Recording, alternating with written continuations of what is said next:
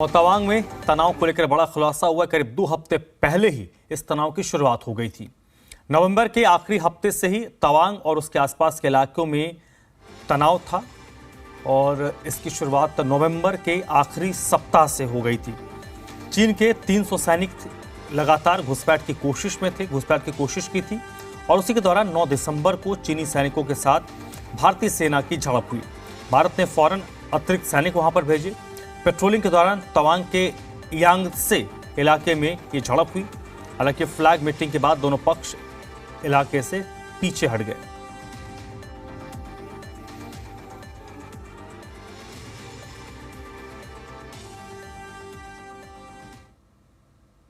तो जो आर्मी का स्टेटमेंट आया जिसमें ये बात साफ कर दी गई थी कि दोनों जो पक्ष हैं उन्होंने फ्लैग मीटिंग के जरिए इस इशू को सुलझा लिया है। यानी ये कहते कि अभी थोड़ी देर में हो सकता है कि एनएसए निकलने वाले हों, तो ये बात कही जा रही है कि सुलझा लिया गया है, यानी अब कोई विवाद नहीं बचा है। लेकिन देखिए एनएसए अजीत डोभाल निकल रहे हैं मीटिंग से।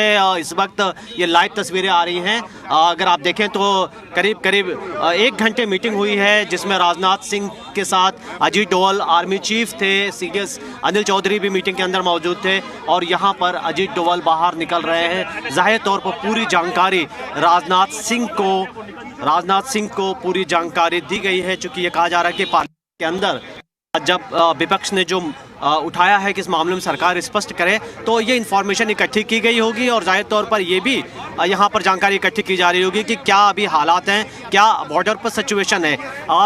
राजनाथ सिंह ने जो हमें बताया गया है कि राजनाथ सिंह ने पूरी जानकारी ली है कि क्या क्या हुआ था और आर्मी से और इसके साथ ही एनएसएस स्थिति की जानकारी ली गई है। इसके साथ ही चूंकि हमने देखा है कि जब भी चाइना के साथ कोई क्लैश होता है तो उसका असर और जो एलएसी के और एरिया हैं वहां पर भी पड़ते हैं। सिर्फ लद्दाख, अगर आप देखें तो लद्दाख के अलावा अगर अरुणाचल प्रदेश में और सेंट्रल जो सेक्टर है जो उत्तराखंड का, वहाँ पर भी असर पड़ता है। तो इस वक्त ये ज़रूर सरकार जो इंस्ट्रक्शन दी होगी आर्मी इक्विटी फोर्सेस को कि वो बॉर्डर के ऊपर काफ़ी ज़्यादा अलर्ट रहें, क्योंकि ये जानकारी आ रही है कि जिस जगह पर ये क्लैश हुआ था ये 17,000 फीट की ऊंचाई पे था और हो सकता है कि जो चाइनीज़ पीएलए हैं वो इस इरादे से आए हों कि वो वहाँ पर कब्जा कर लें, क्योंकि ऐसे वक्त में इतनी ठंड में जनरली आर्मी जो है वो थोड़ी पीछे होती है और उन्होंने सोचा होगा कि उनके लिए बढ़िया मौका है। लेकिन उनको अंदाज़ा नहीं था कि वहाँ पर इंडियन आर्मी पहले से ही मौजूद थी काफ़ी बड़ी संख्या में, जिन्होंने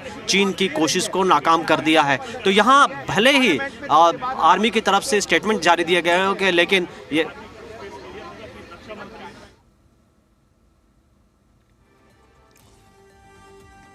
तवांग इलाके में हुई झड़प के बाद अब दिल्ली में इस वक्त हलचल नजर आ रही है। रक्षा मंत्री राजनाथ सिंह ने तीनों सेनाओं के प्रमुख सीडीएस और एनएसए को बैठक के लिए बुलाया है। एनएसए इस वक्त राजनाथ सिंह के आवास पर पहुंच चुके हैं मुलाकात करने के लिए।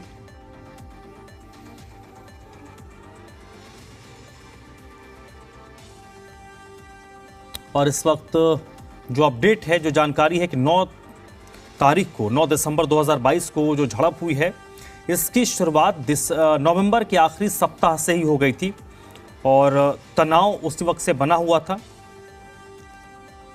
और 9 तारीख को जो झड़प हुई है उसके बाद 10 तारीख को फ्लैग मीटिंग हुई है।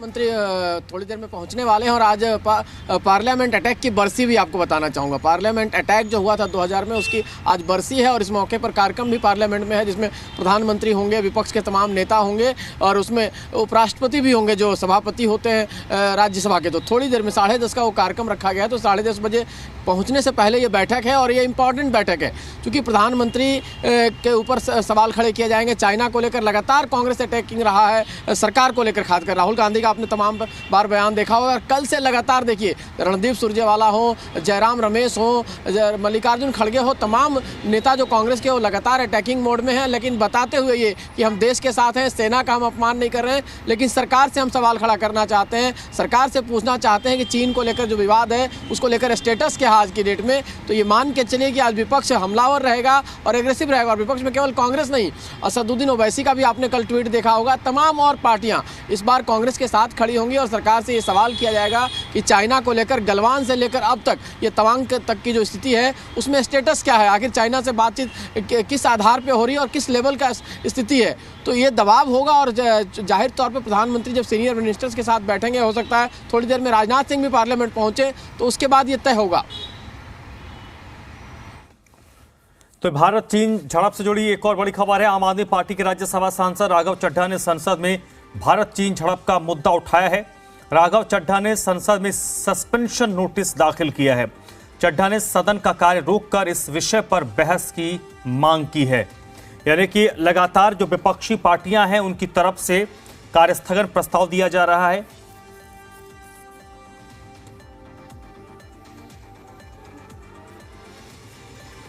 असदुद्दीन ओवैसी और की तरफ से ही मांग की गई थी और अब आम आदमी पार्टी की तरफ से भी ऐसी ही मांग की गई है। आम आदमी पार्टी के राज्यसभा सांसद राघव चड्ढा ने कार्यस्थगन नोटिस दिया है। संसद में उन्होंने इस मामले पर चर्चा की मांग की है।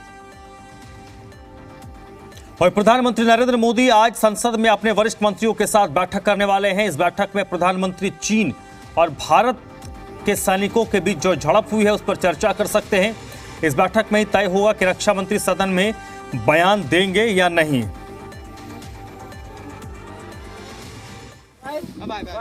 स्पष्ट करें तो उसकी जानकारी भी दी जाएगी।